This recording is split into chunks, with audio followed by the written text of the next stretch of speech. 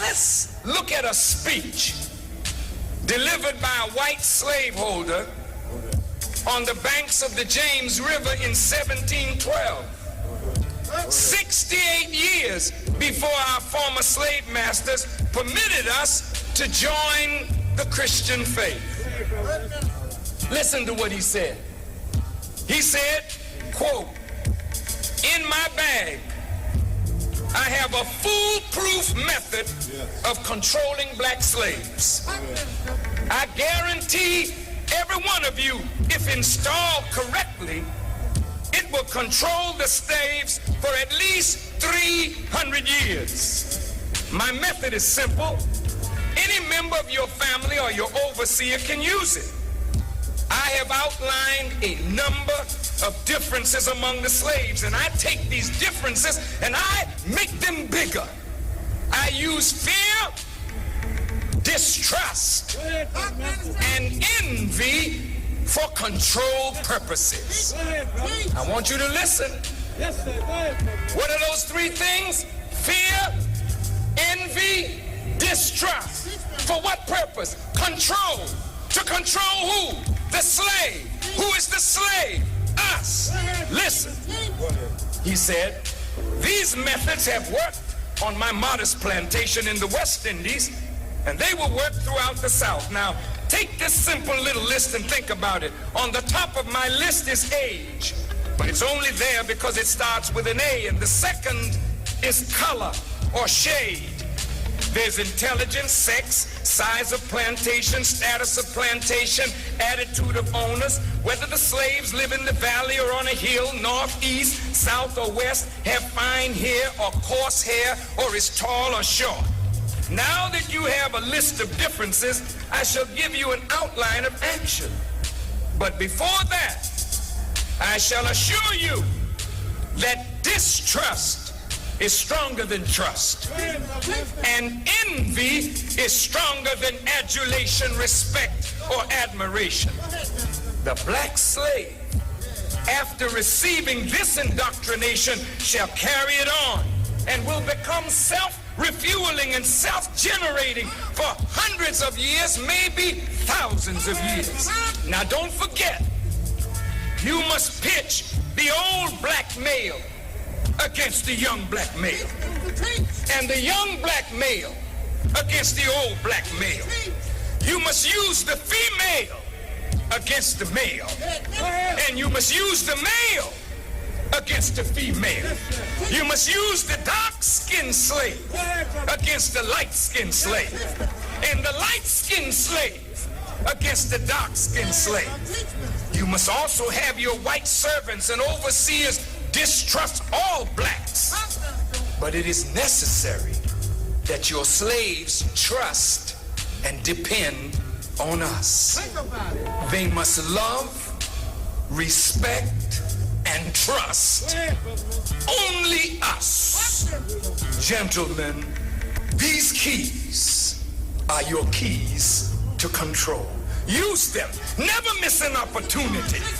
And if used intensely for 1 year, the slaves themselves will remain perpetually distrustful. Thank you, gentlemen.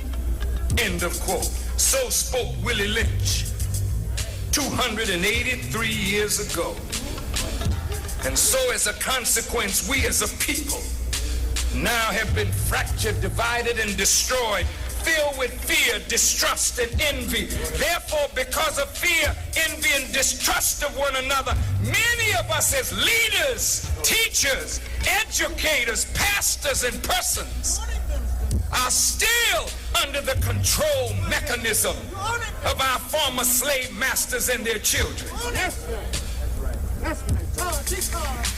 And now, in spite of all that division, in spite of all that divisiveness, we responded to a call. And look at what is present here today. We have here those brothers with means and those who have no means. those who are light and those who are dark, those who are educated, those who are uneducated, those who are business people, those who don't know anything about business, those who are young, those who are old, those who are scientific, those who know nothing of science, those who are religious and those who are irreligious, those who are Christian, those who are Muslim, those who are Baptist, those who are Methodist, those who are Episcopalian, those of traditional African religion. We got them all here today. Go ahead, brother. And why did we come? Go ahead. We came because we want to move perfect union. And if you notice, the press triggered every one of those divisions. You shouldn't come, you're a Christian, that's a Muslim thing. You shouldn't come, you're too intelligent to follow hate. You shouldn't come. Look at what they did. They excluded women, you see. They played all the cards.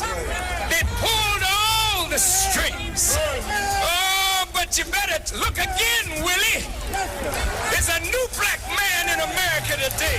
A new black woman in America today.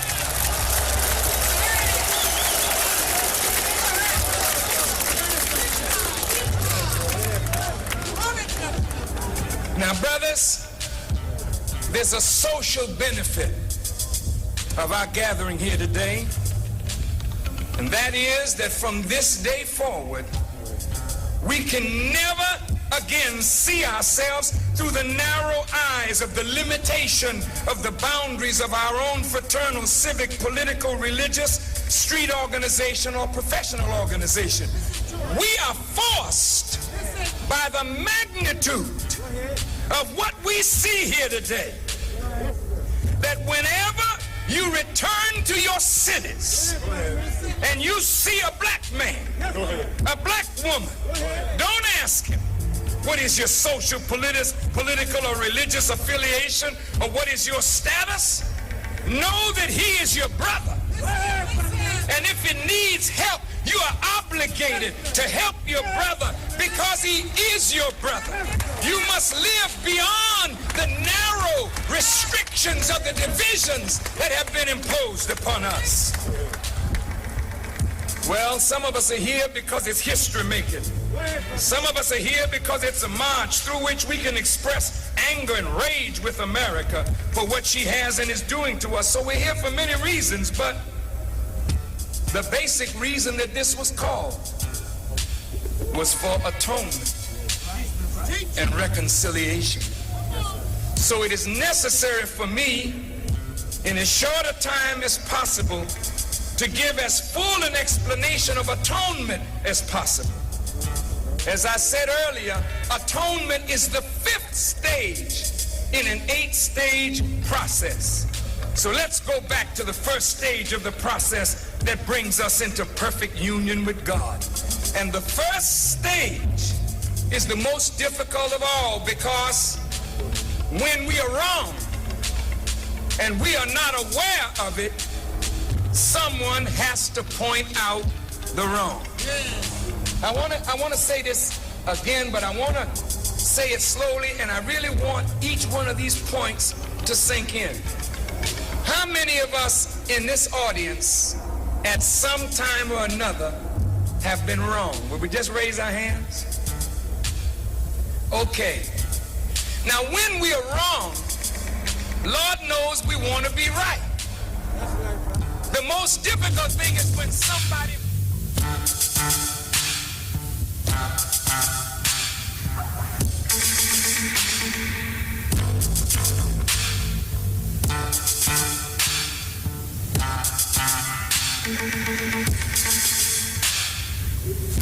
Greetings, listeners. In the name of Allah, the Beneficent, the Most Merciful, I bear witness that there is but one God. Welcome to the Black Agenda here on the Street 919 FM. I am Brother David Muhammad, and I'm going to be in studio with you up to 9 o'clock this morning. And in a short while from now, I will open up the telephone lines and take your calls on 342-0081 and 466-5391. You can also send text messages and WhatsApp messages directly to me on 3320214. And we're also live on Facebook on the page of the Street 919 FM. So Trinidad and Tobago, another week of interesting occurrences and events. Our hearts go out to all of those who have been victims of the flooding. Apparently it's been really bad. During this week there was some very, very, very heavy rainfall, and efforts have continued up to this morning, I understand, with the cleanup and so on. So to those who have suffered in the floods, our hearts do go out to you. So we're hearing that the state of emergency is being extended by 3 months. Now, I don't know if I heard wrong, but I'm sure I heard when it was declared for the first time for 3 months, it was said that if it has to be extended, that a special majority would be needed in the parliament, but apparently we were wrong. It's just a simple majority that's needed. And so up to November we go with this state of emergency. Unnecessary if you ask me, but let the authorities do their thing.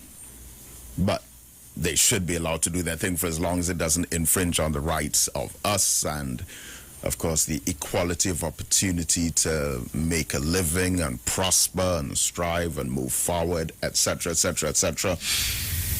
But we'll see how it goes, and that doesn't necessarily mean that they have to keep it on until November. I don't know. I don't know how they think and what the motives are behind what they do. That's simply not my circle. But I have to tip my hat to our Caribbean peoples in Guyana, in Antigua, in Barbados, in St. Vincent, who have been lifting their voices, standing up for their human rights and civil rights against being forced into doing anything that their human rights and civil rights are supposed to protect them from having to be subject to. There's a consciousness, a wave that's spreading across the Caribbean, and it's here too, a little bit more suppressed here, but I'm proud when I see our people standing up, and I say good for them.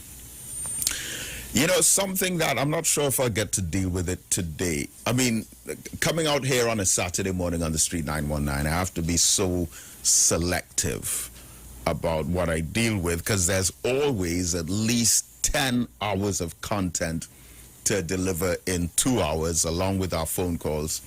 But I did a video last week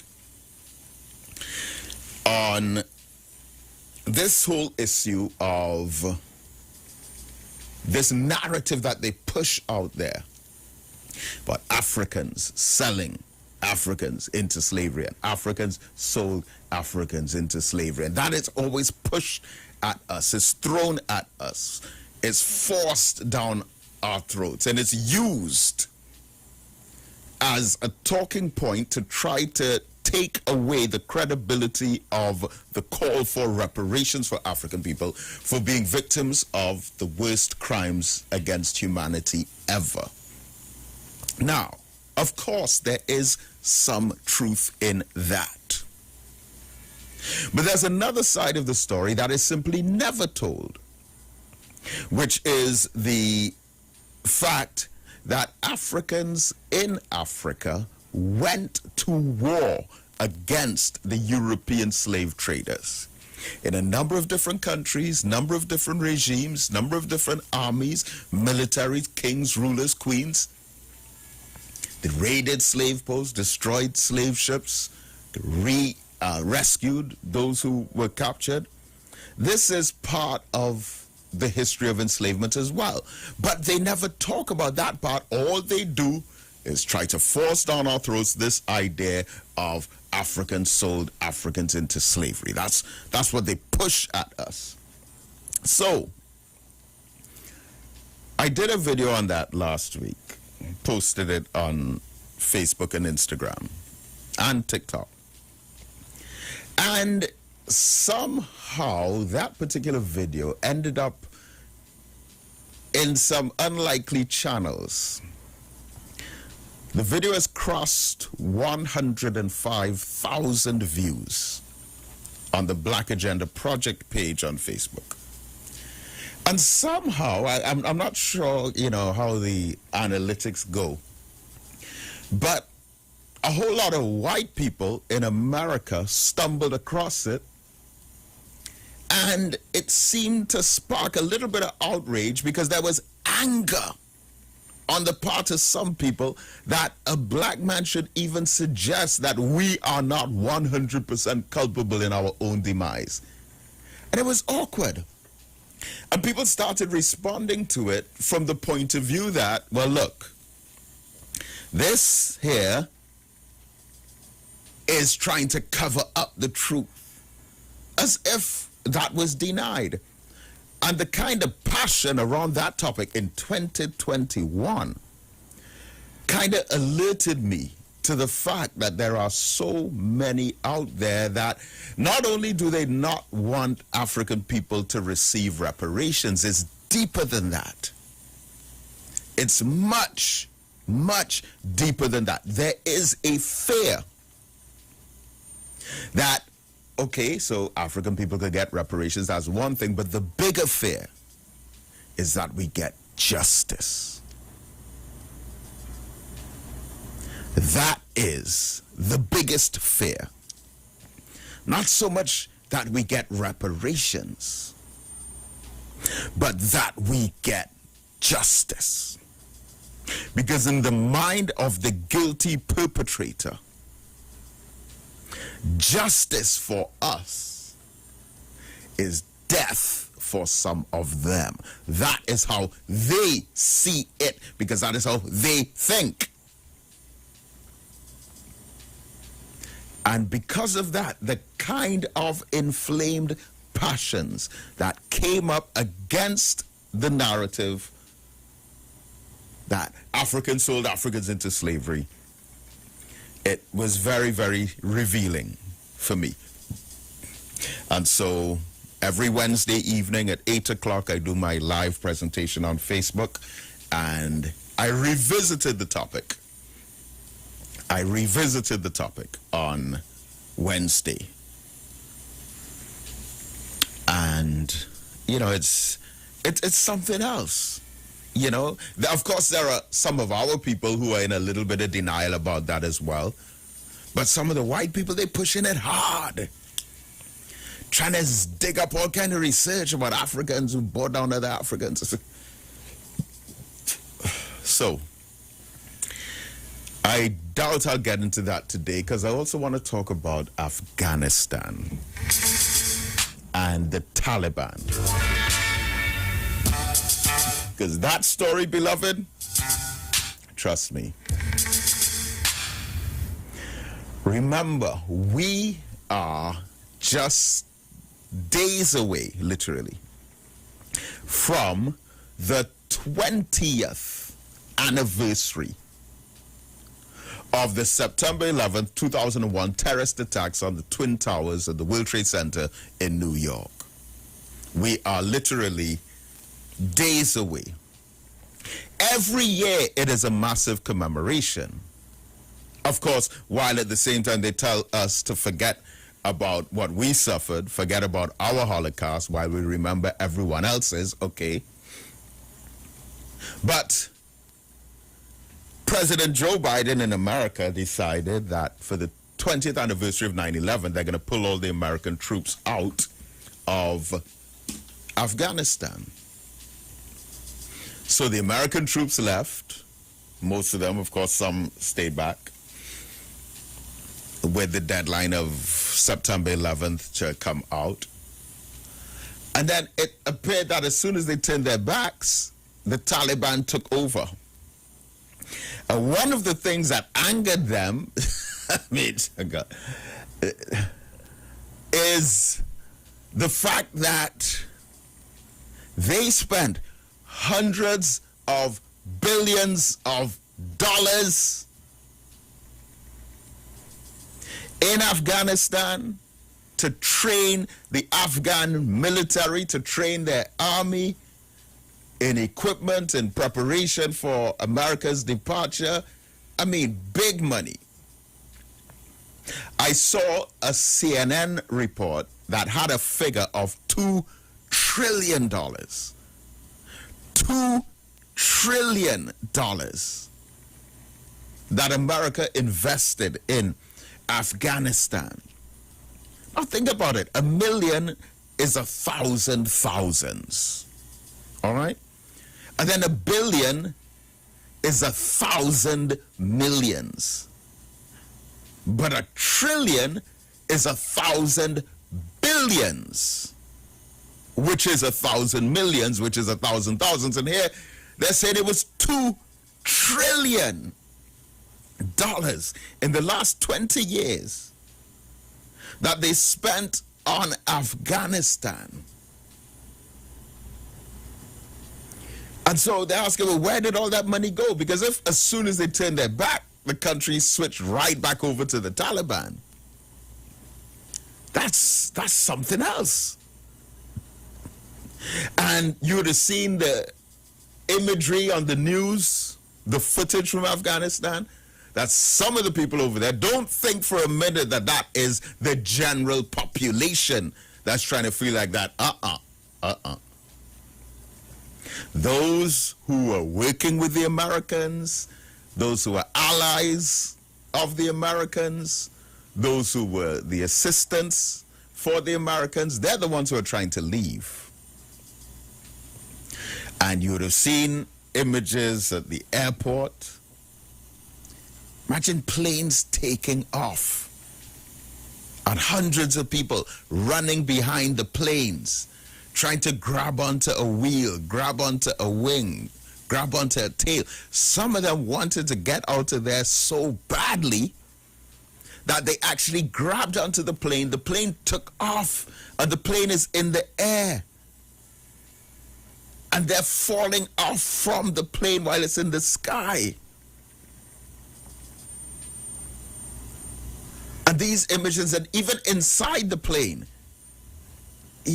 planes that probably have the capacity to take 200 or 300 people, over 1,000 people just jammed into the plane. How are they going to process that when it gets to whatever airport that plane gets to?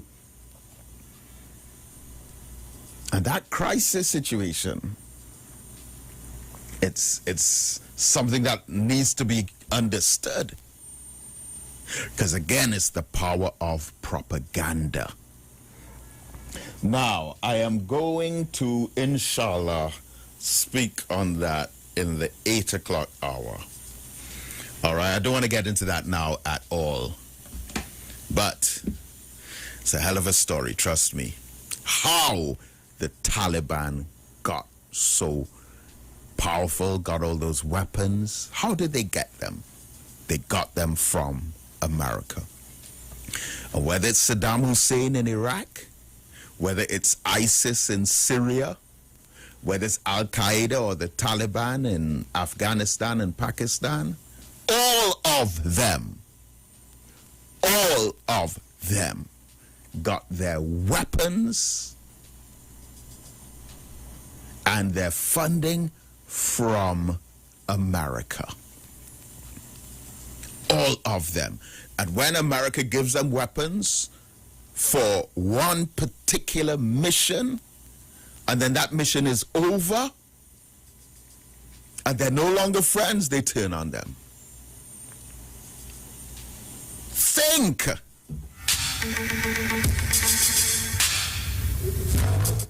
So in 1980, when a war started between Iran and Iraq from 1980 to 1988, America was given weapons to both sides.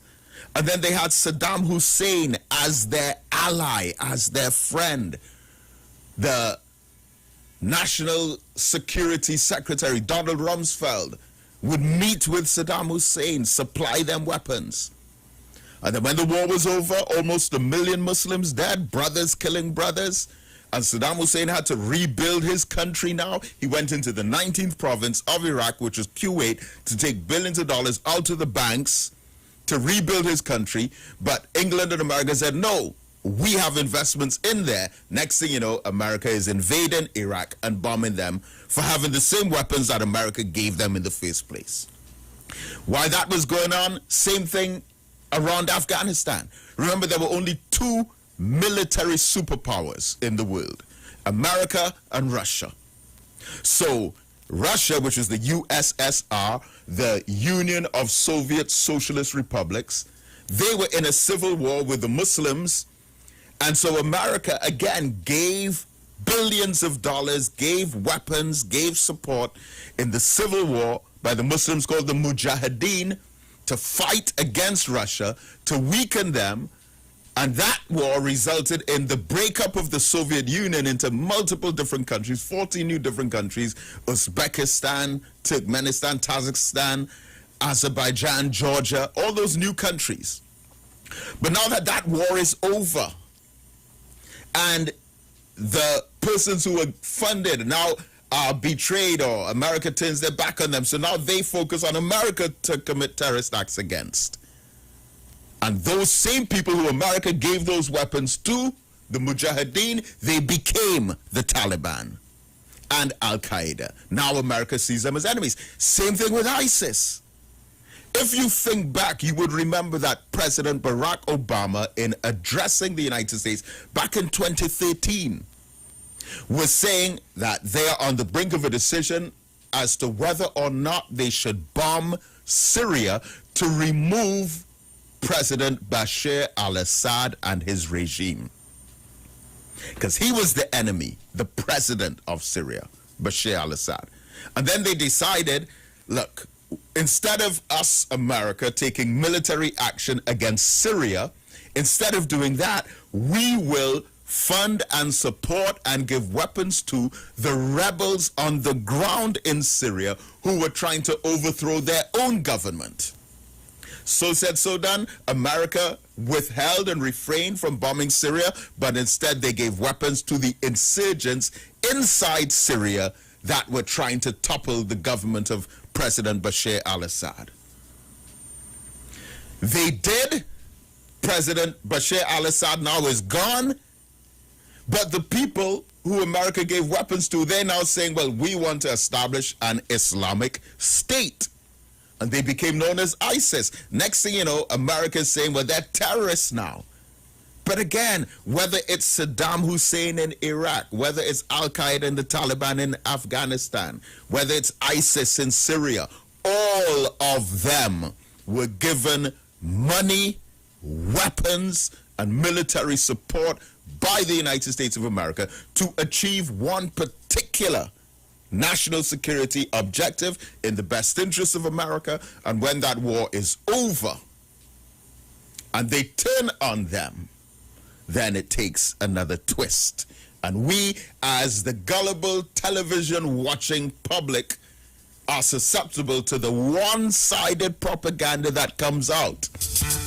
And then we end up becoming so confused about the whole situation and label as terrorists and insurrectionists and rebels and all different types of negative labels on those whomever America decides to label as that. It always runs much, much, much deeper. So we'll talk about that a little bit more, but I want to open up the lines right now. And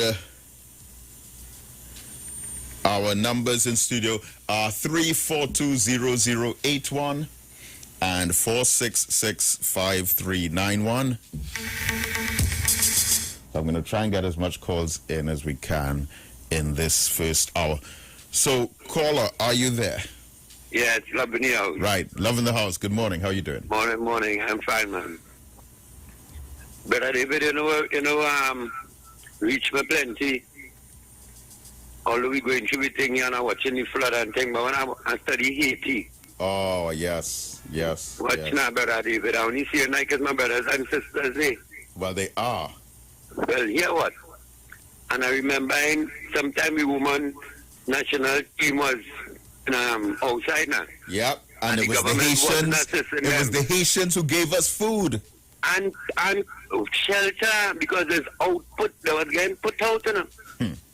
And the streets in the but now I know we national female team feeling it for them because we owe these people.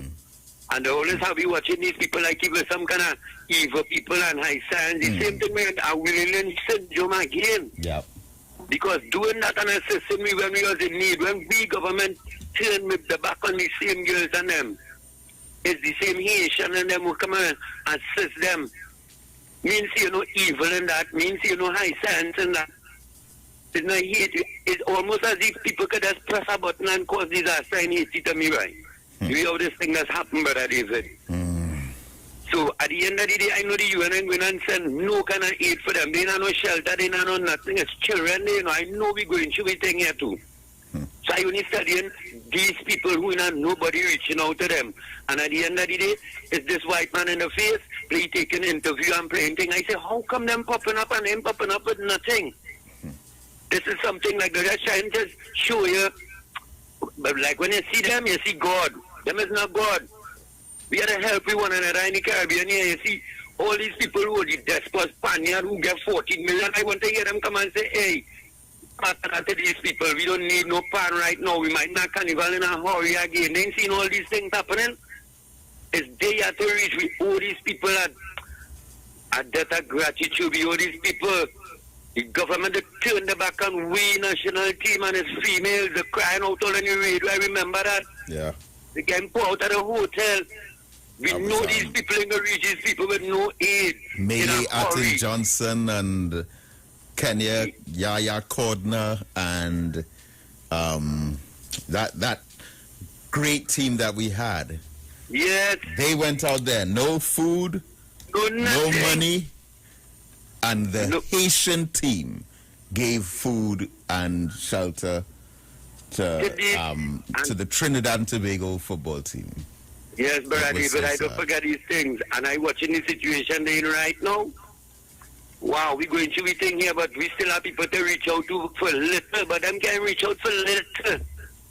For little. We have to find somehow to let us reach here at the end of the day. I reach out to them full-hearted, brother David, but it hurted my children involved, the elders involved, they seen the ball, and it's real. And it's almost like if somebody press a button and do this. This is how me kind of, brother David love it, like shit and balance. Yeah, thanks a lot. And you know, I recall as well during the 2010 earthquake situation in Haiti, there was at that time a lot of new information being investigated about something called HARP. Maybe we could revisit that sometime. HARP, which was a weather control device, right? A weather control technology that was launched by the American military initially, but, you know, other agencies were able to use it or to initiate it. Very, very disturbing.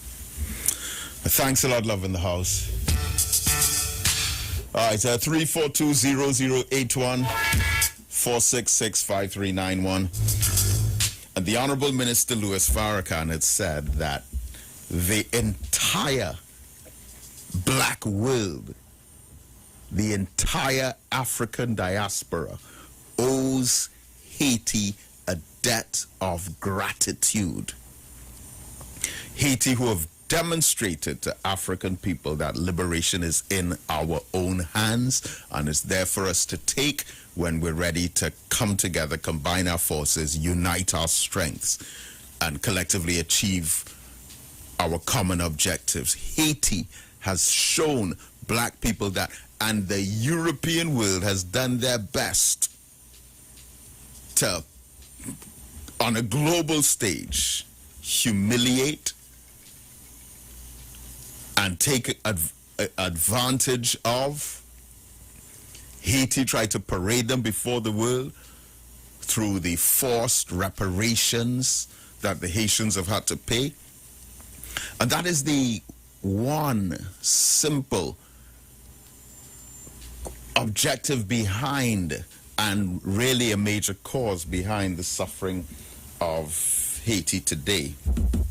The fact that Haiti was forced to pay these reparations after the Haitian Revolution from 1825 to France. And it was resisted for almost 20 years. In fact, it was resisted for 21 years. But it got to the point where, in order for Haiti to be a member nation on the world stage, to be able to do trade with other countries, to be recognized as a sovereign republic, they were forced into those indemnity payments. And it started in 1825, and the interference in Haiti, the invasions, the American occupation for 19 years, it has been a floodgate of mischief. And remember,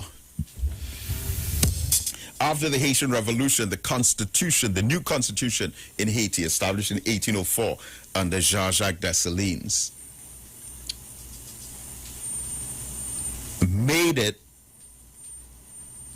legal according to their constitution that any African person who was enslaved, who lands on the shores of Haiti, would automatically be free and a Haitian citizen.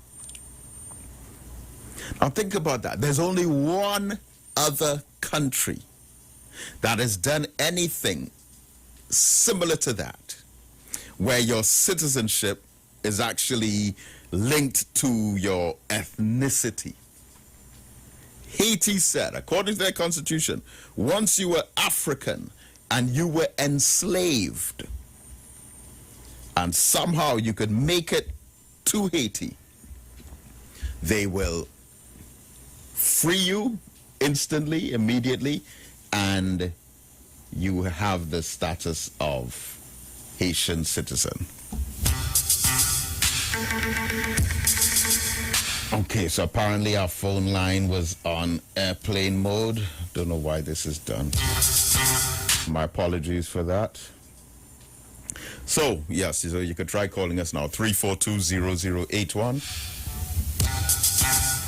and 4665391. Caller, good morning. Assalamu alaikum. Salim Hakim Muhammad. Walaikum salam. Yeah, brother David, what's that whole Haitian thing? I didn't hear the government of the Caribbean coming together and saying, you understand, that let us assist Haiti with whatever, with that earthquake and that hurricane at the time there. There's one sister here, there's an organization here, and I think that her name is Abigail. I am sure that she's over there already. She's always in Haiti or anywhere, you understand, that these things take place. She's always in every organization. I can't remember the name of it, used to be on any street. I'm sure she's over there. But I was listening to the government here, or other governments in the Caribbean say, let us come together to help Haiti. I ain't yet up to now. But David, what's going on in Afghanistan? Yeah. The U.S. is ashamed and embarrassed. Of course. For it's shame. A huge embarrassment. You spend hundreds of billions of dollars on something, and then in a flash, there's no evidence of that money being spent at all. Like one of them said, "What? Imagine if you have AK-47 and side road hand grenade bombs, and they took over the whole country. They've already prepared for them. It's the fastest, you understand? Any group will move take and make it beautiful. Some of the warlords and things they went to, they say, okay, we are fighting. We're not fighting ourselves. You understand? Yeah. And they not, so that make it much easier. You understand? And then the army now. Say, well, we're fighting, we're killing Afghanistan themselves, you know, and they give up. Right. And now that is another serious bit of propaganda that was being splashed around. So American media is saying that after the American soldiers left, the Taliban went and took over 150 districts. But the Taliban said, and listen, there's a whole interview with the head of the Taliban, you know, you swear, when you hear about these people, you swear it's some people who are wide-eyed and half crazy and shaking and, you know, looking over their back all nervous. It's normal people who are trying to establish justice in their society, equality for all. They're trying to eradicate poverty, make sure everyone has a home, everyone has clothing and food and shelter, that they're ending crime. I mean, those are their objectives.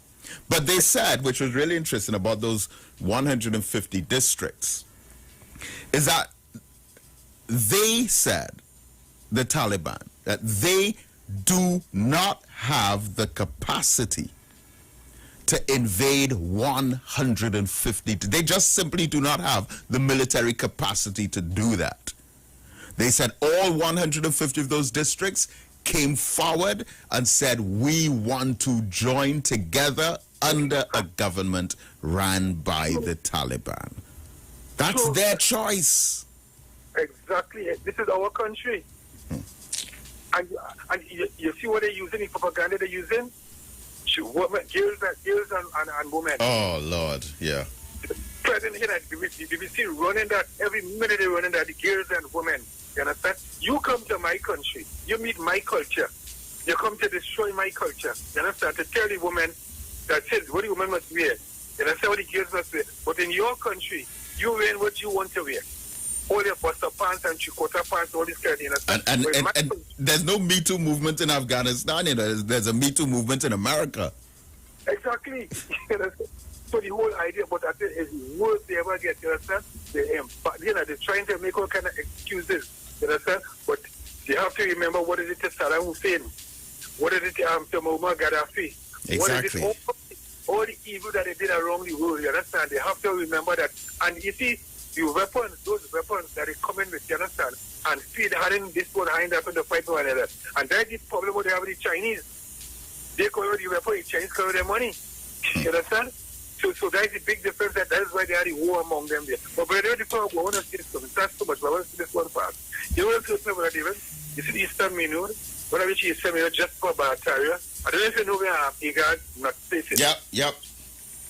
That building there was owned by a gentleman who died years ago named Mr. Ford. Any car parts you want, you go there and get it by Mr. Ford on the Eastern Minur there. Mr. Ford was there long before the bamboo. Mr. Ford came and he died and left his business for his son. His son went out piece by piece by piece. Right now, it's our Indian who own a part of it there. With a garage, some car work they're doing there. You understand? That is where Mr. Ford's business has gone. Opposite Mr. Ford, there's a place, the Bronx, where they had this is ponytails and these things there. Closing and these things, two buildings, the buildings are burned down now. I don't know what's the whole story behind it. But you know the two cars, you know the Carmen and them do? The two in them, they go over there and put a tent and put two old cars on the tent. So they have the eyes and that. You understand? But this Ford man thing, the other place they went, the man opposite Penny gas station with some big old young cars there. When the gas station moved out, he pushed the car there twice. They removed it. He pushed it again, when they realized they fenced it wrong. So he couldn't put the eyes on it. Our African people have left things for us, those who make the sacrifice. And some of us, we have get rid of it and get. But right next to Ford, there's a guy who sells food there. We had a discussion today. He told me, he said that the African man had owned this building. You know, he told him, he said, he said, sell the food. He said, you're trying. He said, yeah, what up? I will sell you this place, you know. But what to make me a promise? Don't sell my place to no Indian. People are still selling food, they're treating food or something. So people have to learn that what the ancestors sacrificed and leave for them to hold on to it. That Ford place is put everything apart. party. Have a good day, my brother. Thank you. And as you mentioned that yesterday, we had our third African Farmers Market every Friday at the Kwame Ture Center. We have produce available from the African farmers. I mean, they bring it themselves, freshly harvested, freshly picked, fruits, vegetables, provisions, market produce. So we had the third one yesterday. And also next week, Saturday, we have African Expo number 8. And we will be continuing with the sale on the books at the same prices that we did on Emancipation Day. So, something to look out for next week, Saturday. Now, I also want to announce, and this is something that's very heavy on my heart. There's a lot to say about it, but our beloved brother, David Walcott, who for many years was the publisher of the African Option newspaper, our brother passed away this week. He was also at the forefront of assisting our African brothers locked away in the detention centers. You know, he was a major activist in that regard. That because I remember when, you know, at one time our brothers from, in particular, Ghana and Nigeria locked away in these detention centers. And I remember when there was a government change, it was like, oh yes, this is going to end now, but it's still the same way. It's a disgusting situation. But our brother David Walcott was on the forefront of helping those brothers. So, Brother David Walcott passed this week. Now, our brother had become blind, you know, within recent times, and he was at a home. I was in fairly close contact with him. I would do what I can to assist him. We would have spoken probably about just 3 days before he would have passed away. He apparently was overdosed on some medication that he was taking. But it's a very, very sad story. And in truth and in fact, you know, he should not have died like that. Because the work that he did, I mean, he was the only person who had an African newspaper. The only one among us who actually, you know, published a newspaper of African conscious content. So the African Option, I mean, we had copies at the Kwame Ture Center, but, you know, he died in a bad state. And, you know, he had used the Kwame Ture Center for his mailing address within the last few months. And, you know, we'd get all these letters. And he would ask me to read them. And all of them, thank you for your work, or thank you for your letter, thank you for your service, but sorry to say we cannot give any support. Then another letter will come in. Thank you for your work, etc., etc., but we are, unfortunately, we cannot support. Letter after letter after letter. I still have them, in fact. I should read them all out one day. But all these people that he would write to asking for support, and all these letters coming back one after the other. Yeah, we appreciate what you've been doing, such and such and so on, but sorry, we can't help. It's sick. The only African newspaper we had, the African Option. So I say, may Allah be pleased with our brother David Walcott, and we salute him for the great work that he did. We'll be back after the break. Don't go anywhere.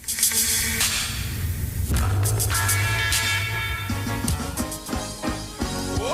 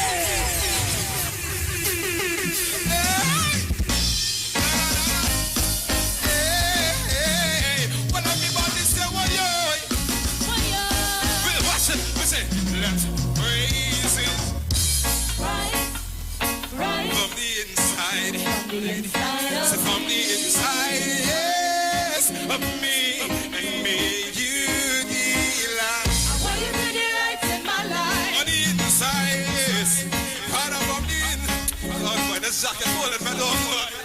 He said, me, come feel. On the inside, yes, of me, and set me on fire. On the inside, hey, say on the inside. Come here, who say, hey, say all I for you to be glorified and you to be lifted high. Hey, all I want is for you to be glorified, you to be lifted high. All I want is for you to be glorified, you to be lifted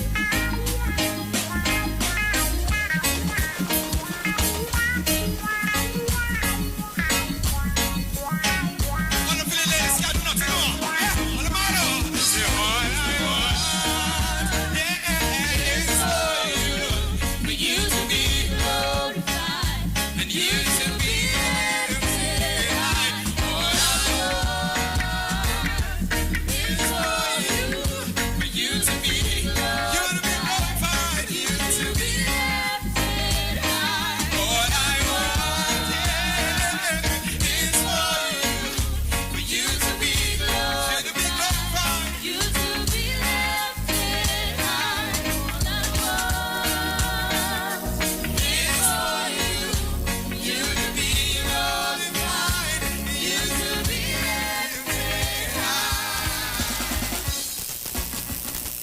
Are you experiencing loss of vision, or are your glasses broken? At Value Optical, we're open, and we're here to help.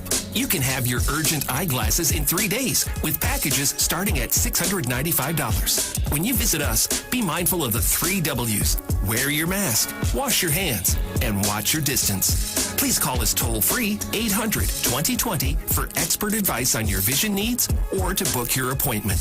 Value Optical, caring for your eyes. Looking for a safe and relaxed professional massage therapist and nutritionist? Look no further. Nature's Touch with Empress Judy and Associates offers a natural approach to better health. Treat yourself to a professional massage therapy and nutrition advice in a safe and relaxed atmosphere. Rejuvenate your body, mind, and soul at Nature's Touch Therapy. For an appointment, please call or WhatsApp 1-868-398-8282 or visit our Facebook page. Remember, your health is our responsibility at Nature's Touch. Hey, you keeping safe? I hope so. I don't really know what will happen when everything will back up, but the line had to go on. But in the meantime, just come online with the live wire. I'm on the Street 919 FM every Saturday from 5 to 8 p.m. Or you could check us out on the live on Facebook at the Street 919 FM or on YouTube at Street TV.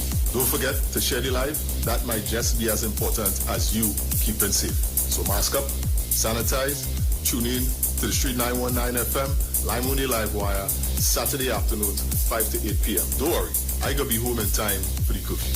Keep safe.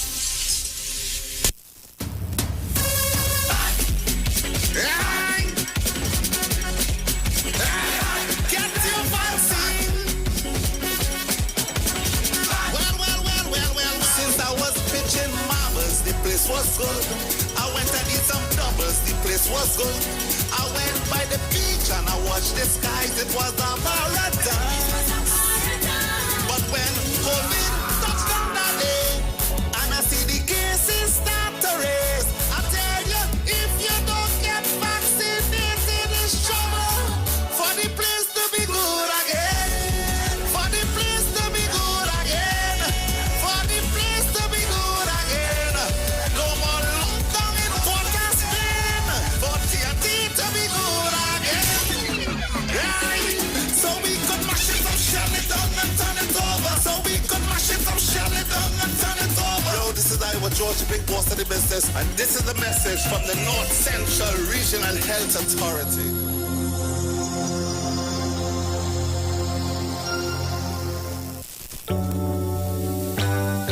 Blessings in the wonderful name of our Lord and Savior Jesus Christ. You are invited to listen to the Final Hour broadcast heard every Monday from 12 midnight to 5 a.m. in the morning on the Street 919 FM radio. Hear my mom, Pastor Helen Garcia, and myself, Pastor Valentine Garcia Jr., preach the Word of God to the elderly, youth, and children. We can be contacted at 629-0113 or 623-8444. The church is located at 26 Prince Street in Port of Spain. We look forward to you joining us. God bless you.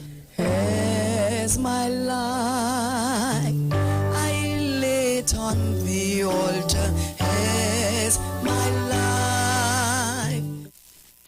Better vision for your physical eyes, and through the eyes of faith, let healing arise in your mind, body, and spirit. At Natural Heal Ministries, we teach kingdom principles for living that brings the blessing of God to your mind, body, and soul. NHM Professional Associates are located at number 10 Moody Stewart Street, Monrepos, San Fernando. For more info, contact Dr. Desmond Phillip at NHM on 349-3494. NHM Professional Associates can be heard live on the Street 919 FM every Saturday from 9:05 to 9:55 a.m. Share the live. Share the live. The Street 919 FM on Facebook and Instagram. Share the live. Iwer George on Instagram. Share the live. Iwer TV and Street TV on YouTube. Share the live. The Street 919 FM.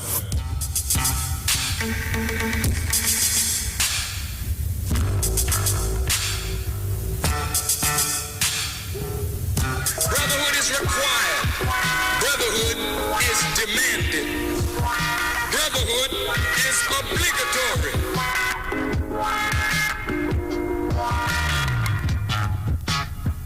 Black man get up, black man stand up, black man you better listen.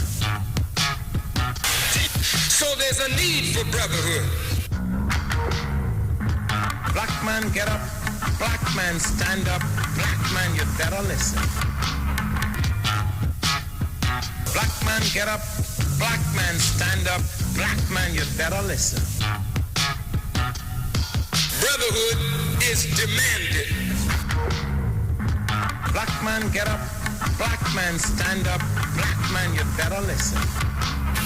Brotherhood is required. Brotherhood is demanded. Brotherhood is obligatory.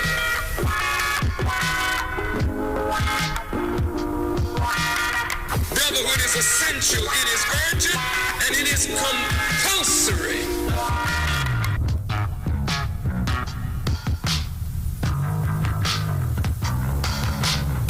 But the time demands brotherhood. Whenever the dominant white society fears for its economic future, racial tensions are always aggravated.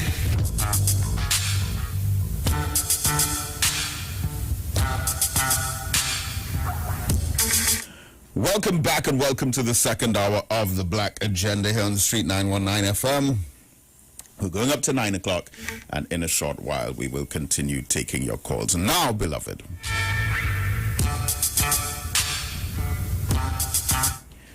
I want us to understand that many times groups and individuals who are branded internationally as being terrorists, insurrectionists, even dictators, insurgents, militants, Islamists.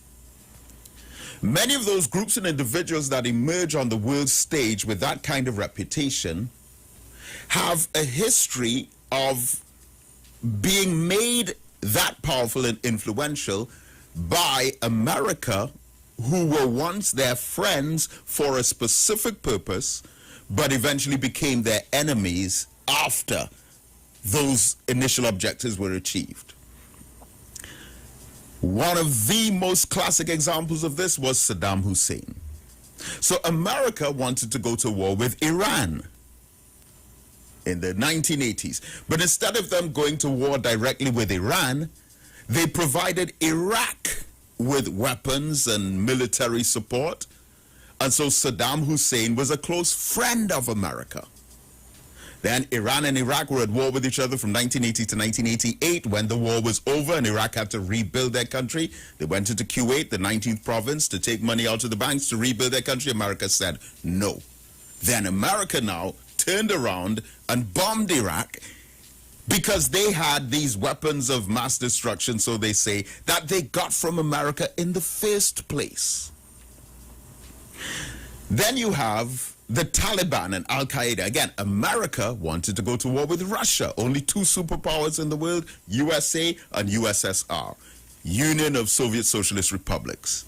So in this civil war, America, instead of going to war directly with Russia, they gave billions of dollars to the Mujahideen, the Muslims who were fighting in the civil war against Russia. Of course, the USSR collapsed. Now you have these 40 new countries, Uzbekistan, Azerbaijan, Kazakhstan, Georgia, etc. And now those same people who got money and weapons and military support from America, now that they've become the Taliban and Al-Qaeda, they are enemies to America now. And America has turned around and branded them terrorists. Same thing with ISIS. America under Barack Obama, they were contemplating bombing Syria to remove President Bashar al-Assad. But they decided no. Instead of them taking military action directly against Syria, instead they gave weapons, money, and military support to the rebels on the ground in Syria who were trying to overthrow their own government, the government of Bashar al-Assad. After they did that, and they said they wanted to establish an Islamic State, they became ISIS. And now ISIS was seen as the biggest terrorist group by America. But whether it's Saddam Hussein or ISIS or the Taliban or Al-Qaeda, all of them initially got money and support from America for a specific purpose, and then after that purpose is achieved, they turn around and become enemies. And what you're seeing happening in Afghanistan today is a classic case of that. This Taliban now that they're claiming is so terrible, they became powerful and influential because of the support that they got from America.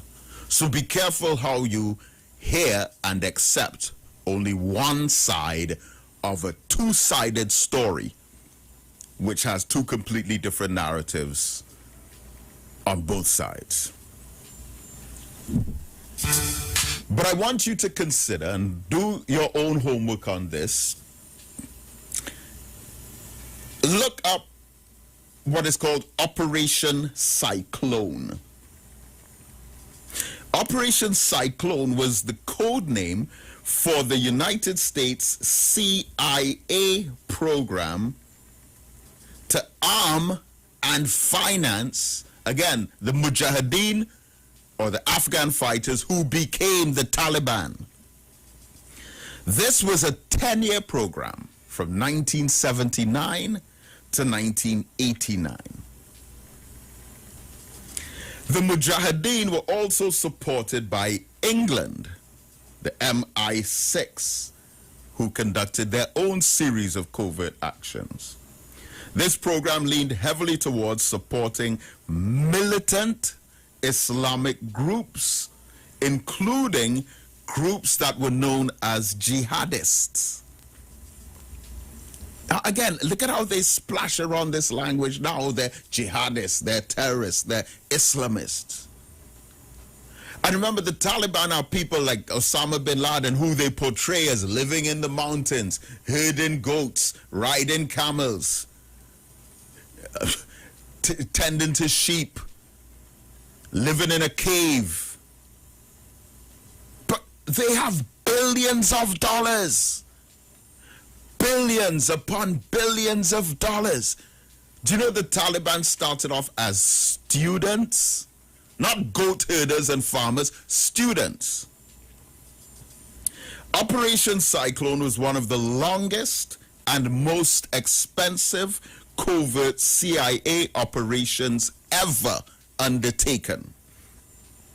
Funding officially began in the year 1979 with $695,000. That's how it started off. Now, if you, again, have this image of these people living in these hills and caves, $695,000 US might do a lot for them. But after 1979, going into 1980, they increased the annual payout to the Mujahideen to up to $30 million US a year. And then by 1987, it rose to $630 million US per year. That is billions. And this was described as the biggest bequest to any third world insurgency. And funding even continued after 1989 and the Soviet withdrawal. So this is a pattern. And right now they're upset because they spent all these billions of dollars, and this does not include what has been spent since the 9/11 terrorist attacks on the Twin Towers in New York City. That's another set of hundreds of billions. And the reason they're so shaken up about it now is because as soon as America turns their back and they pull out the troops in time for the 20th anniversary of 9/11, the country goes right back to the Taliban. And they're saying, but we spent hundreds of billions of dollars. Where did all that money go? They expected the official army of Afghanistan, the army of the American installed regime, that they would have fought against the Taliban. See, that's what they wanted. They wanted brothers to fight against brothers. And they wanted this Afghan military to fight and defend America's position over there. But certainly they have their issues, they have their cultural matters that they're dealing with, they have whatever internal politics is plaguing them. But it appears that the majority of the country has chosen to go back under the governance of the Taliban. And this is why most of the footage that you are seeing on television is at the airport. The Afghan people who were working for the Americans, who were supporting the Americans, who were employed by the Americans, they're trying to get out. And so you look at the news, they're representing that as all of Afghanistan, what's happening in the airport. So the plane is taken off, the people running behind the plane, grabbing onto a wheel, grabbing onto a tail, grabbing onto a wing. But there's always a much, much bigger story than that. So even to the neighbors of Afghanistan, the United States offered 2 packages of economic assistance and military sales to support Pakistan's role in the war against the Soviet Union, the Russian troops in Afghanistan. So they support the Mujahideen, who became the Taliban and Al-Qaeda, and they even gave money to Pakistan to support the Afghan rebels, the same Mujahideen that they were giving money to, It's like, imagine, God forbid, imagine two Caribbean countries being in conflict with each other. And America, instead of getting involved directly, is giving weapons to one country to bomb their neighbor. So they gave money to Pakistan as well for military support. The first 6-year assistance package, 1981 to 1987, amounted to $3.2 billion, equally divided between economic assistance and military sales. The United States also sold 40 F-16 aircraft to Pakistan during the 1983 to 1987 period at a cost of $1.2 billion outside of the assistance package. And the second 6-year assistance package from 1987 to 1993 amounted to $4.2 billion. And out of this, $2.28 billion was allocated for economic assistance in the form of grants or loans that carry the interest rate of 2 to 3%. And the rest of the allocation, $1.74 billion, was in the form of credit for military purchases. In total, the combined United States aid, along with Saudi Arabia and China, to the Mujahideen was valued to up to $12 billion. And the program funding was increased yearly due to lobbying by prominent United States politicians and government officials such as Charles Wilson, Gordon Humphrey, Fred Ike, and William Casey. And this policy, which was all under President Ronald Reagan, became a confirmed and established strategy in dealing with foreign countries like this. And you know what they called it? It was officially called the Reagan Doctrine. It was officially branded as the Reagan Doctrine. Where you want to go to war with a country, don't go to war with them directly,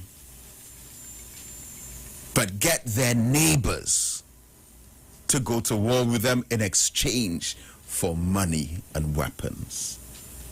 Happened with Iran and Iraq. Happened with the civil war in Syria. Happened with Russia and Afghanistan. That is how they operate. And so the world is seeing one side of the story. But we have to open our eyes, people. Let's go back to the phone lines. 342-0081 and 466-5391. Caller, good morning. Hello, morning. Morning, Brother David. Good morning. Yeah, morning to the nation. Yeah, just locked on. It is our Friday, so I tell them again, a little sense now. Brother David, the common denominator is offering you weapons and money and wealth and power, right? He exchanges that for to overthrow your country. Mm-hmm. And this, I just always say that America ain't really do no wrong. It's if they give in take. We don't know what they are already. Parasites and, people who divide. It's a high science, as a matter of fact, where you get the humans to destroy each other rather than openly attack them. And throughout history, even though we discover this, we allow it to repeat itself. So to me, the weakness is the faction, and it is the minority of people that has accept this deal. It doesn't be the population itself. And no country is totally protected from the infiltration of this principle of be friend with one of your enemies and get let them mash up while we take all the resources out of your country. Yeah. So what I'm saying, we as historians and as people who observe what takes place with America and the regressives in terms of doing that, have we learned how not to cause the infiltration? Because they're not going to disappear, if you understand. But there's a way where if we do not accept the deal, that we will, so I don't always say the problem in our country, there's the traitors the problem in our country is be the traitors, because it's not everybody will accept that arms deal and stuff. There's a group of them, and them going to inject fear now into the rest of the population because they have arms and ammunition. But if the traitors don't do that, then the country wouldn't fall. And I find historians do not address this principle in how you did not put up an immunity to the infiltration of the CIA and how they just do things. And I feel like I'd want to reach here. But we have to be aware of it, and we have to stop saying, well, America is the problem. They will always be what they are. But it's what you is what affecting how your country move forward, whether it stays stable or whether you accept or allow a few people to accept a deal to just run blood all over the place. And that is my grouse. Okay, Brother David, I just tell him again. Thanks a lot. Yeah. And we have to ask ourselves as well, because I understand the president of Afghanistan and his whole family, they have fled. Why do people run away from a country when there's a regime change? You know, there are reasons behind that. So clearly, I mean, that president, he was installed by America. So he would feel, well, he's not going to be safe there. But the focus is only on those who are fleeing, which of course will be a small minority in comparison to the millions who are staying and supporting the Taliban. So why should we get only one small portion of the news from a minority? It's similar to what was happening with the Venezuelans in Trinidad a couple of years back, where we're seeing all the protests and the marches from those who disagreed with President Maduro. Largely the ones who would come over to Trinidad. But what about those who were supporting him? No, they were not in the news at all, because it was one side of a story. I'm not saying that only the other side should be shown. Both sides should be shown. Caller, good morning. Good morning. Good morning, T. It's a kind of a daunting time with all that's going on. And most of all, the censorship is what is heart-rending. You can't speak about this, you can't speak about that. Nonetheless, our brother has fallen, another soldier, Mr. Walcott. He fought a good fight. Yeah. He did his bit, and we are indeed grateful. Afghanistan and all these things that's going on there, America manipulating the world at large. Why that must be happening like that? Why so much censorship about this and about that? You can't speak about certain things. And I too would like to send out my gratitude to the other Caribbean countries that are speaking out. Yeah. Yes, I too would want to send my gratitude to them. And most of all, too, I want to thank my brother who gave me the CDs. All right. Oh, my goodness. Listen, man, a wealth of information. I appreciate it very much. I am so grateful. Thank you. And the thing he was talking about on the Eastern Main Road there, that Ford place, yes, everybody knows that would belong to the Ford family. Yeah. The singer Charmaine Ford's father is who owned that place.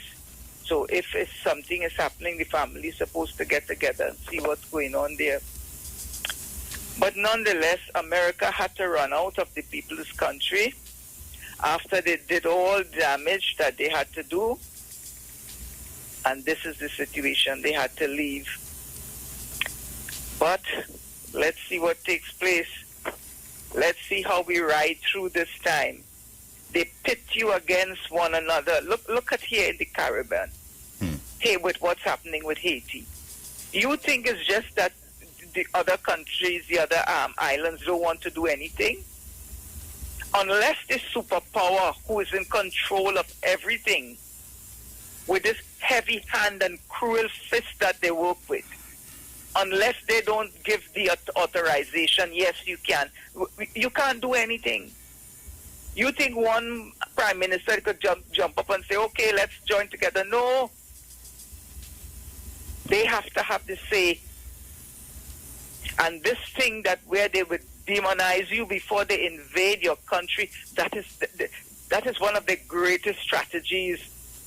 These people have people working in their establishments and their CIAs and all of that who do nothing else but plan strategies of how to overthrow and how to topple and all of this kind of thing. That's all they do. And this is the world that we live in. And they're not stopping with this evil. They're not stopping.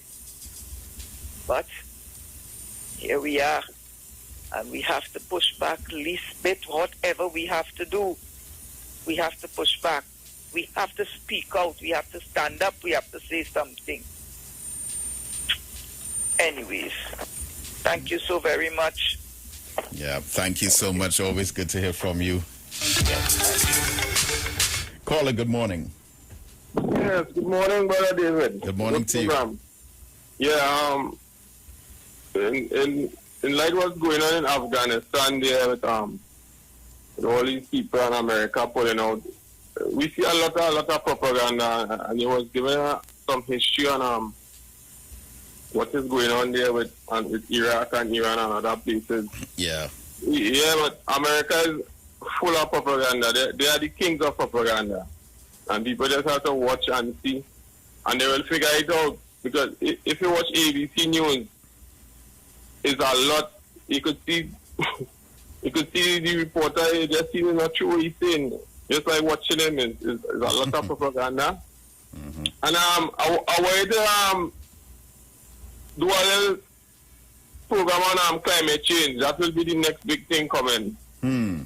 Yes, because I heard you talking about HARP and stuff, and they really have the ability to change the weather, and they will use this to decimate food crop standing and just do what they want. So this is the next big pandemic coming, and good show. Yeah. Yes, sir. Thank you, my brother. Yeah, thanks.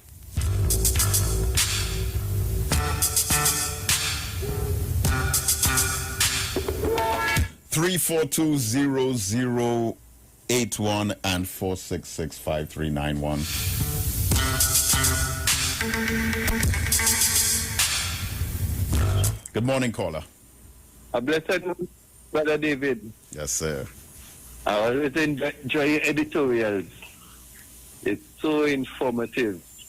But Brother David, it's 3 points between everything there, right? Let me say Haiti, Afghanistan, and America. You was watching here. Let me say that is the topic. You see, I vision that President Toussaint Louverture, who captured and put in a dungeon in France, is still, the skeletal remains is still in shackles and chains in the dungeon. That spirit has never been returned to Haiti, and it will always be erupting. That is what is going on. This is my interpretation, because his remains must be returned to Haiti and receive the proper burial as president of Haiti. If you was showing you, Brother David, they still have him as a condemned slave. This is what we have to correct. The misinterpretation of history towards we, the Africans, concerning Afghanistan. Yes, you know what is going on in Afghanistan now? America could only bomb from the air. They have no ground tactics then, if you understand what I'm saying here. They cannot do nothing on the ground. If you check it out, Iraq, they bomb Iraq. Libya, they bomb Libya. If you was watching here, when they reach on the ground, they have to pull out. And you know what? As they've seen it all over, they put in one against the other. Libyan against Libyan. Afghan against Afghan. Iraqi against Iraqi.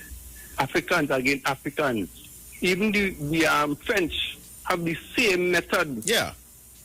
You was the whole of the Sahel that is in turmoil right now.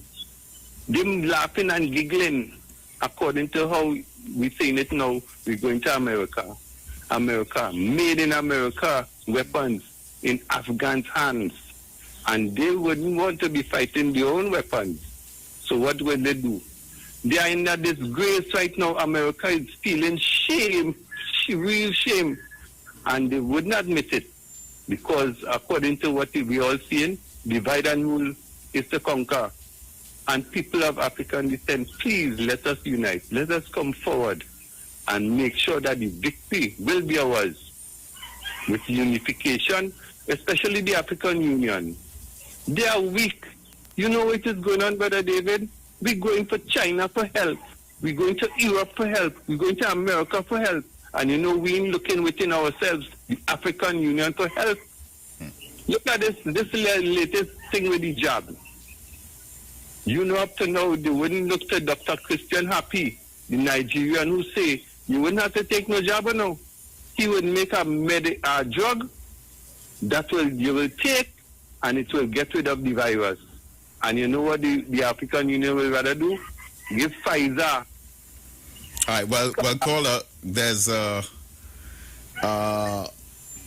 what do I call it? There's a restriction on this topic being discussed.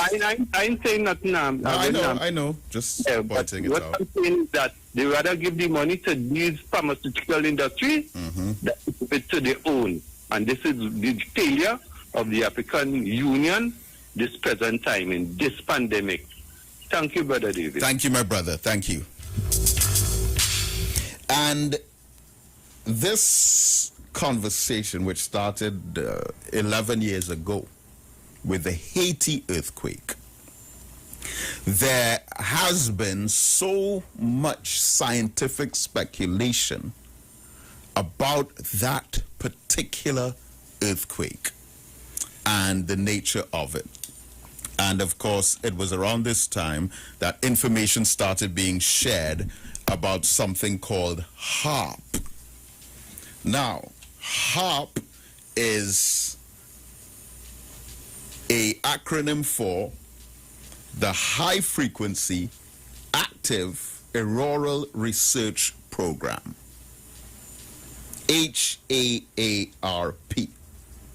And this was initiated as an ionospheric research program jointly funded by the United States Air Force, the United States Navy, the University of Alaska, and the Defense Advanced Research Projects Agency. This program, HARP, is a weather control weapon. It is understood. All of those, look at the people coming together. The American Air Force, the Navy, a university with scholars and scientists, and a Defense Advanced Research Projects Agency. This weapon, weather control weapon, was designed and built by BAE Advanced Technologies. It's not a conspiracy theory. Its original purpose, according to their report, was to analyze the ionosphere and investigate the potential for developing ionosphere enhancement technology for radio communications and surveillance. And as a university-owned facility, HARP is a high-power, high-frequency transmitter used for study of the ionosphere. You're talking about controlling weather patterns. You're talking about altering climate. And the most prominent instrument at HARP is the Ionosphere Research Instrument, the IRI, which is a high-powered radio frequency transmitter facility operating in the high-frequency band. The IRI is used to temporarily excite a limited area of the ionosphere. Other instruments, such as a VHF and UHF radar, a flux gate magnometer, and a digisonide and an induction magnometer, are used to study the physical processes that occur in the excited region, talking about the weather. And work on the HARP facility began in 1993, and the weapon as it is understood to be was completed in 2007. So from 1993 to 2007, this weather control weapon was established, and then we saw the Haiti earthquake in 2010, 3 years later. As of 2008, HARP had incurred around $250 million in tax-funded construction and operating costs. In May 2014, it was announced that the HARP program would be permanently shut down later in the year. And after discussions between the parties, ownership of the facility and its equipment was transferred to the University of Alaska Fairbanks in August 2015. Now, that is real, beloved. And just because you don't know exactly how it's being used or what it's being used for, doesn't mean that it's not being used. They spent millions of dollars in research for a weapon that is not firing missiles, not firing torpedoes, not dropping bombs, but a weapon to change weather patterns. They have invested billions of dollars in creating tornadoes, earthquakes, hurricanes. And simply because there was not a documentary on CNN about how it was done, does not mean it's not happening. And there was a governor of Alaska who actually did an expose on this. His name was Jesse Ventura. Yeah, in fact, he's a former governor of Alaska who has a television program highlighting it. He's from Alaska, where the people who currently own the weapon, because remember it was developed by the military, but apparently the University of Alaska are the official owners of it now. He's from Alaska. He was the governor of Alaska. And he did a report on it. He actually went with video cameras, and they filmed outside the facility. Of course, you couldn't get in, where this research was taking place. And it's similar to the Manhattan Project.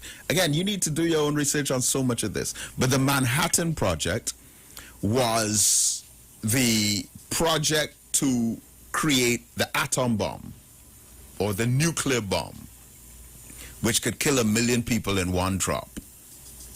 And that Manhattan Project employed hundreds, several hundreds, I think even thousands of scientists, professors, engineers, and many of them were just given specific tasks. It's not like all these people were brought together and say, look, we want to create a weapon of mass destruction that can kill millions of people. No. You have the plan in the hands of a few, and then they employ all these hundreds, and all across America as well, not all in one spot. And you have different groups working on different aspects of creating the weapon, some not even having any idea about the full picture. But it is real. Whether or not it was used for specifically what is being said it was used for, we don't know. But the weapon is real. We can't afford to be naive in this day and time. Caller, good morning. Good morning, Brother David. Yes, good morning. Yes, and morning to listeners. Just a little diverse from your comment. I just wanted to bring to your attention, I don't know if you know a young gospel singer, Samuel Dyer. I was told last night, he's very popular, but I was only told last night from the Madonna Bar out there in Miami that he has a brain tumor and is in need of an amount of money, and there's an account, but apparently I will have to talk to you off here because you wouldn't imagine what was said to me by someone in the media, and so happened to be a pastor. Now, this young guy is quite popular, just as how you have Blessed Messenger and Jared Nurse and so on. So he is he announcer at 98. But I was only told that yesterday. But when I would like to speak with you off there whenever you have time. Okay? So I'm locked on and I'm still listening. So good program again. Okay, thank you, Mr. Boothman. Yes, sir. Entirely. Good morning, caller. Hello. Hello. Yes, good morning. Good morning. Good morning, Mr. Mohammed. Good morning to you. Okay. Well, that brain tumor situation, there are actually herbal approaches that are quite workable, even right here in Trinidad. So there's no need for an expensive operation. That may not sound believable, but it is provable. Just as COVID-19 and others. Two things I'd like to ask. What is that restriction? I mean, I know a thing or two here and there. I know the media is going to be under surveillance and to some degree control. What is the restriction that they have about this opinions on COVID-19 and conspiracy issues? It's a media issue. Our social media pages at this radio station have been blocked and restricted because of content dealing with that. So a decision was taken to not use these platforms once the social media live programs are running. Yeah, I see. But on my social media presentations on Wednesday night, of course, I deal with these matters. Okay, on Facebook. Yeah. From what time? Or is it 8 o'clock? 8 o'clock on Wednesday evenings. Okay, wonderful. The other item, well, the HARP program is, yes, it is actually real. Yeah, it's a fact. But I don't think it had anything to do with the earthquake. It can't have anything to do with it. But I wouldn't say it can't. It was created to do things like that. Whether it did that in particular, we don't know. But it was created and billions of dollars was spent for it to be able to weaponize the weather. But you cannot say that it did not. We don't know. We don't know if it did. I'll suggest to you why I think it didn't.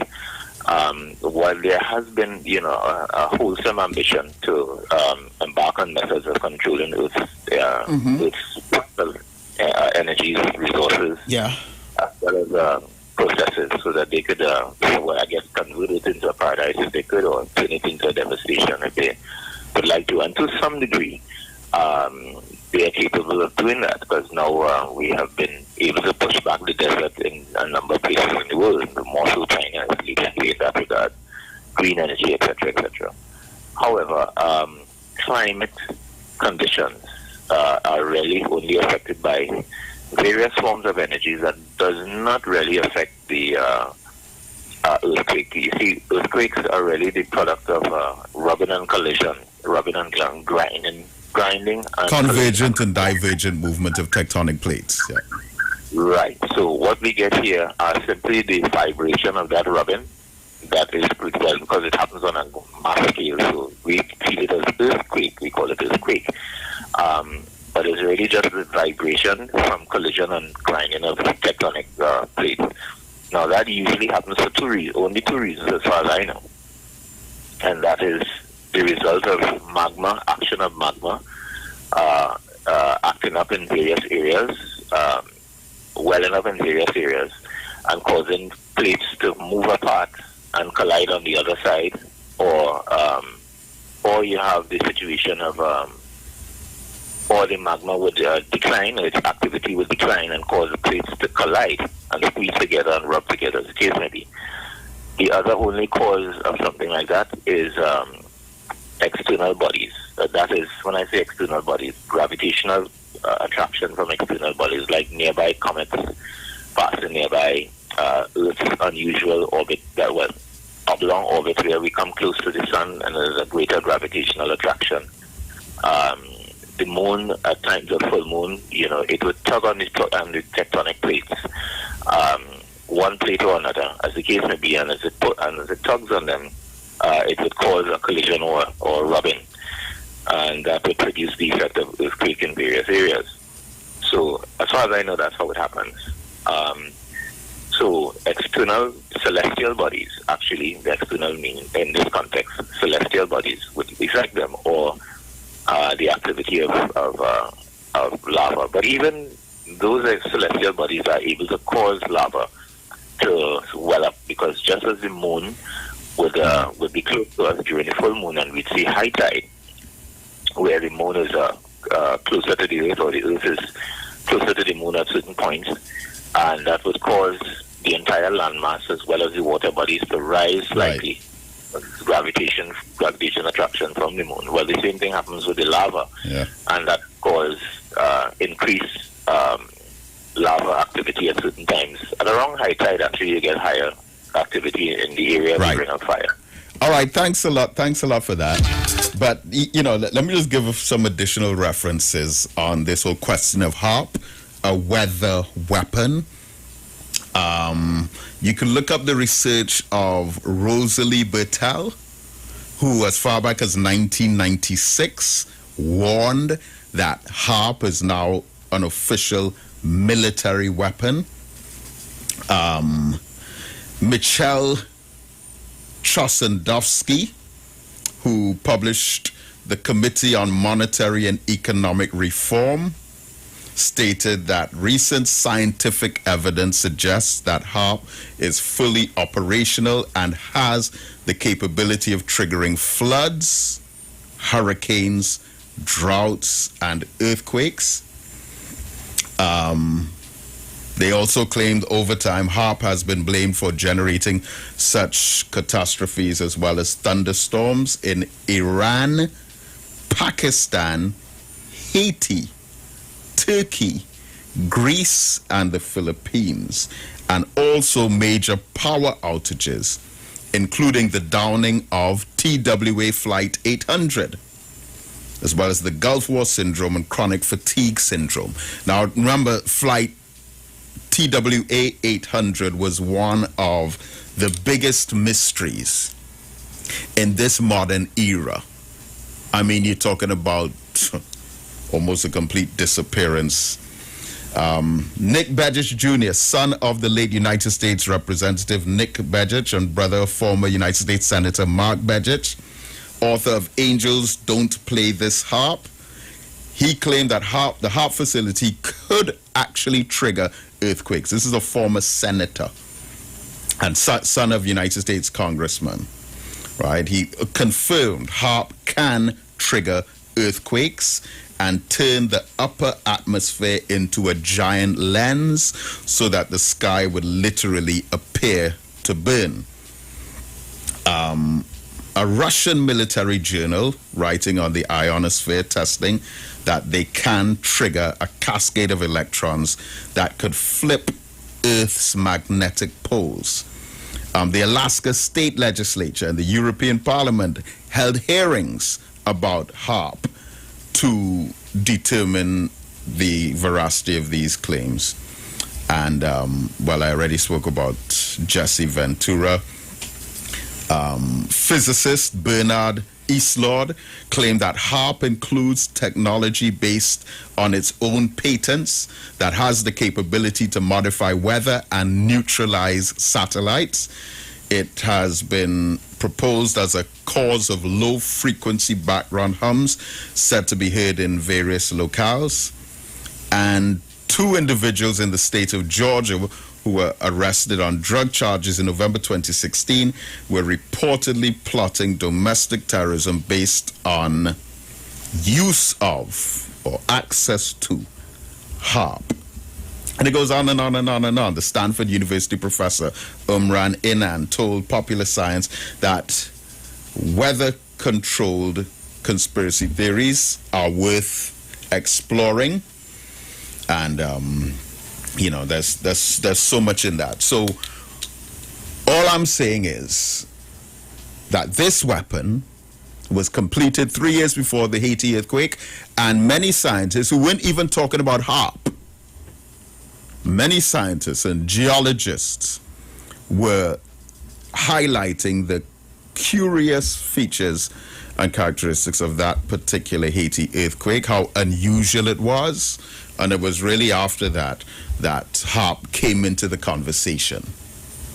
All right, so there's always so much behind the scenes. There's always so much behind closed doors that's happening. And I would not put it past these devils, plain and simple. Caller, good morning. And I will say Rastafari. Blessings, brother.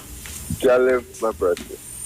The truth is always an offense, but not the sin. So rightfully said so. We heard. Yeah, the SII, radiation. Yeah? Yep. And the next one called Lisa, Jacky. Love to say, my brother, in strength and blessing. Thank you, my brother. All right, last caller. Just have some seconds. Yes, blessed morning again, brother. Good morning. Yeah, just a few seconds. My glory would I not give to another, because when I'm Siguruni Mohammed and Kalino Hussein bring up the weather chart and showing that the whole region in the ITCZ, which part of HARP do that? Thank you very much. All right, thanks a lot. I think HARP is a bit deeper than what Sigoni Mohammed and Ian Wallace and the other weather reporters that we have. I think it's a bit deeper than that. But thanks for that anyway. So next week, Saturday, beloved, African Expo number 8 at the Kwame Ture Center throughout the day next week, Saturday. We still have the African Farmers Market on Friday. That's every Friday throughout the day at the Kwame Ture Center. You just drive in, get your produce, all kinds of great food, freshly harvested, freshly picked, nothing wrapped in plastic and put in the masses stores, but from us, by us, for us, between us. African unity, black power. And the Honorable Minister Louis Farrakhan said, if you fight in a war and you have to go into your enemy's kitchen to put food in your stomach, you've already lost. So, African Farmers Market every Friday, and African Expo number 8 next week, Saturday, throughout the day at the Kwame Ture Center. And once again, we're going to have that sale on the books. Black Youth at Risk, From Juvenile Delinquency to Criminal Gang Activity, is going to be at $200. And Black Studies and Knowledge is Power at $100. That has to be the last time that we have that sale. So, stay tuned to the street. 919 FM, and may Almighty God Allah continue to bless you as I greet you in peace. Assalamu alaikum.